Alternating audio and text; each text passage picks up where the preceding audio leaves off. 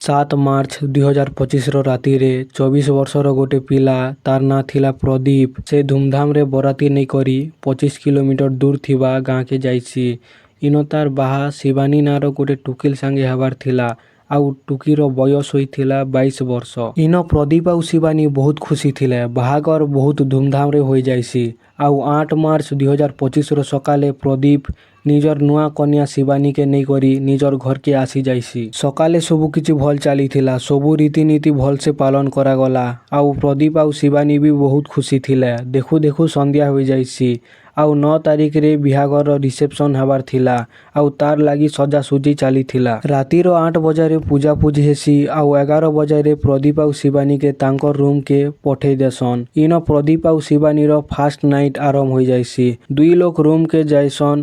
ପୁରା ରାତି ବିତି ଯାଇସି। ଆଉ ସକାଳରେ ପ୍ରଦୀପର ବଡ଼ ଭାଇ ଦୀପକ ଯାଇସି ଆଉ କବାଟ ବଜାସି। ଆଉ କହିସି ରିସେପସନ କାଜେ ବଜାରରୁ ପନିପରିବାର ଆଣବାର ଅଛେ। ଜଲ୍ଦି ବାହାରକେ ଆ, ଆମେ ବଜାର ଯିମୁ। ବାକି ଭିତରୁ କିଛି ବି ରେସ୍ପନ୍ସ ନେଇ ଆସେ। କିଛି ସମୟ ପ୍ରଦୀପ ଜଗସି। ଆଉ ପଲାସି ଆଉ ତାର ମାକେ ପଠେଇ ଦେସି। ତାର ମା 6:30ରେ କବାଟ ବଜାସି ଆଉ ଡାକସି। ବାକି ଭିତରୁ କିଛି ବି ଆବାଜ ନେଇ ଆସେ। ଏବେ ଜିନ୍ ପ୍ରଦୀପର ବଡ଼ ଭାଇ ଦୀପକ ଥିଲା, ସେ ଜଗଲା ଜଗଲା ଆଉ ଏକଲା ବଜାରକେ ଗଲା। କିଛି ସମୟ ପରେ 7 ବଜାରେ ପ୍ରଦୀପର ବଡ଼ ଭଉଣୀ କବାଟ ବଜାସି। ବାକି ପ୍ରଦୀପର ବଡ଼ ଭଉଣୀ କବାଟ ବଜାବାରୁ ବି କିଛି ଆବାଜ ନେଇ ଆସିର୍। ଏବେ ପ୍ରଦୀପର ବଡ଼ ଭଉଣୀ ପ୍ରଦୀପକେ କଲ୍ କରସି। ବାକି ଭିତରରୁ ମୋବାଇଲ ବାଜବାର ଆବାଜ ଆସସି। ବାକି ପ୍ରଦୀପ ଫୋନ ନେ ଉଠାଇର୍। ଏବେ ଘରେ ଟିକେ ପରିଶାନ ହୋଇଯାଇସନ୍। ସେନ ଗୋଟେ ଝରକା ଥିଲା। ସେ ଝରକାରେ ପ୍ରଦୀପର ବଡ଼ ଭଉଣୀ ଦେଖସି। ଆଉ ଦେଖିକରି ଗେଗାଇ ଦେସି। ସେନ ସେ ଦେଖସି ତାର ନୂଆ ଭାବି ପଲଙ୍ଗରେ ମୃତ୍ୟୁ ଅବସ୍ଥାରେ ପଡ଼ିଥିସି। ଆଉ ତାର ଭାଇ ପ୍ରଦୀପ ପଙ୍ଖାରେ ଝୁଲୁଥିଲା। ସବୁ ଲୋକମାନେ ଆସି ଯାଇସନ୍। କିଏ ବି ନେଇ ଜାଣିଥିର ପ୍ରଦୀପ ଆଉ ଶିବାନୀ ସାଙ୍ଗେ କାଣା ହେଲା। ସବୁ ଲୋକମାନେ କବାଟ ଭାଙ୍ଗବାକେ ଚେଷ୍ଟା କରସନ୍। ସେନ ଗୋଟେ ଲୋକ ପୋଲିସକେ କଲ୍ କରି ଦେସି। 7:30ରେ କବାଟ ଭଙ୍ଗେଇ ଦେସନ୍। ଭିତରେ ପୋଲିସ ଯାଇକରି ଦେଖସି ତ ପଲଙ୍ଗରେ ଶିବାନୀ ମୃତ୍ୟୁ ଅବସ୍ଥାରେ ପଡ଼ିଥିଲା। ଆଉ ସେନ ପ୍ରଦୀପ ପଙ୍ଖାରେ ଝୁଲୁଥିଲା। ପ୍ରଶ୍ନ ଇଟା ଉଠୁଛେ ବିହାଘର ହୋଇକିନା 8 ଘଣ୍ଟା ହୋଇଥିଲା। ଆଉ ତାଙ୍କର ଭିତରେ ଏନ୍ତା କାଣା ହେଲା ଯେ ଦୁଇ ଲୋକର ଜୀବନ ପଲାଲା। ଚାଲ ଆଜିର ଭିଡ଼ିଓରେ ଜାଣମା ଇ କେସର ସତ ଘଟଣାଟା କାଣା। ପୋଲିସ ନିଜର ଛାନବିନ ଆରମ୍ଭ କରି ଦେସି। ଫରେନ୍ସିକ ଟିମକେ ବି ଡକା ଯାଇସି। ପହିଲା ଯାଞ୍ଚ କରବାରୁ ଜଣା ପଡ଼ସି ସେ ରୁମରେ আসবার ଗୋଟେ ଖାଲି କବାଟ ଥିଲା। ସେ କବାଟକେ ଭିତରରୁ ବନ୍ଦ କରାଯାଇଥିଲା।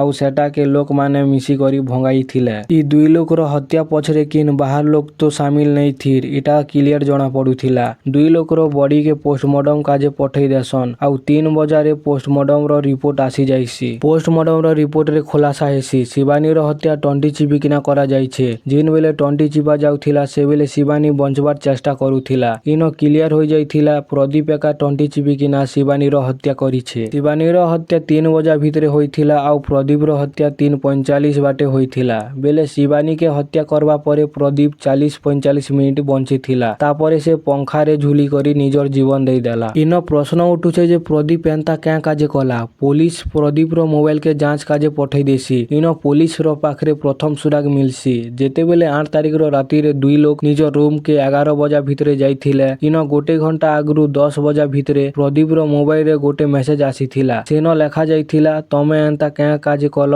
ମୁକେ ଛାଣି କରି ତମେ ଭଲ ନେଇ କରି। ଏବେ ଇ ମେସେଜ ଜିନ୍ ନମ୍ବରରୁ ପଠା ଯାଇଥିଲା ପୋଲିସ ଆଗ ସେ ନମ୍ବରକେ ଯାଞ୍ଚ କରସି। ତ ପୋଲିସ ଇନ ହଇରାଣ ହୋଇଯାଇସି। କ୍ୟାଁ କାଜେ କି ସେ ନମ୍ବର ଆର କାର୍ଡଟା ନେଇ ସେ ପ୍ରଦୀପ କିଣିଥିବା ନୂଆ ମୋବାଇଲ ଆଉ ନୂଆ ସିମ ର ଥିଲା। ଛାନବିନ କରବାରୁ ଜଣା ପଡସି ଜିନ୍ ପ୍ରଦୀପ ଥିଲା ତା ସ୍ତ୍ରୀ ଶିବାନୀକେ ସୁହାଗରାତରେ ମୋବାଇଲ ଗିଫ୍ଟ କରବାର ଥିଲା। ସେଥିର ଲାଗି ସେ ଗୋଟେ ମୋବାଇଲ ଆଉ ସିମ ନେଇଥିଲା। ବାକି ପ୍ରଶ୍ନ ଉଠୁଛେ ଯେ ଯଦି ପ୍ରଦୀପ ନିଜ ସ୍ତ୍ରୀ ଶିବାନୀକେ ଦେବାକେ ନୂଆ ସିମ ଆଉ ମୋବାଇଲ କିଣିଥିଲା ତ ସେନ ପ୍ରଦୀପ ନିଜର ମୋବାଇଲକେ କ୍ୟାଁ ଆଜେ ମେସେଜ କଲା। ଏବେ ପୋଲିସ ଘରର ଲୋକମାନଙ୍କର ସାଙ୍ଗେ ଆଉ ରିଶ୍ତେଦାର ମାନଙ୍କର ସାଙ୍ଗେ କଥାବାର୍ତ୍ତା ହେସି। ଆଉ ସବୁ ସବୁତ ଆଉ ଗବାର ଆଧାରରେ ପୋଲିସ ଗୋଟେ ଥିଓରି ବନାସି। ସେ ଥିଓରି କିଛି ଇ ପ୍ରକାର ଥିଲା ପ୍ରଦୀପ ଆଉ ଶିବାନୀର ଲଭ ମ୍ୟାରେଜ ହୋଇଥିଲା। ସୁହାଗରାତର ଆଗରୁ ପ୍ରଦୀପ ନିଜ ସ୍ତ୍ରୀ ଶିବାନୀକେ ଗୋଟେ ମୋବାଇଲ ଗିଫ୍ଟ କରବାକେ ଚାହୁଥିଲା। ମୋବାଇଲ ଗିଫ୍ଟ କରବା ଆଗରୁ ମଜାକର ହିସାବରେ ସେ ନୂଆ ସିମରୁ ନିଜର ମେନ୍ ନମ୍ବରକେ ମେସେଜ କଲା।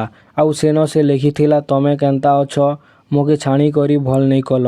से टिके सस्पेंस रे रखबाके चाहूथिला। प्रदीप 10 बजा भितरे मेसेज फॉरवर्ड करिथिला। परे 11 बजारे प्रदीप शिवानी के मेसेज देखैथिबा। शिवानी देखि करी हैरान हो जाइथिबा आउ से तार पास्ट रो विषय रे किछि अंता कथा कहला जेनटा जानी करी प्रदीप हैरान होई गला। दुई लोगर भितरे झगड़ा होइथिबा बाकी झगड़ा शांति हो जाइथिला क्या काजे कि दुई लोग मरवा आगरो शारीरिक संपर्क रखिथिले। शारीरिक संपर्क रखबा परे 3 बजारे शिवानी सोईथिला आउ प्रदीप शिवानी रो पास्ट लाइफ के नहीं करी नाराज थिला। ताके किछि अंता शिवानी द्वारा जणा पड़िथिला जार द्वारा ताके बहुत खराब लागिथिला।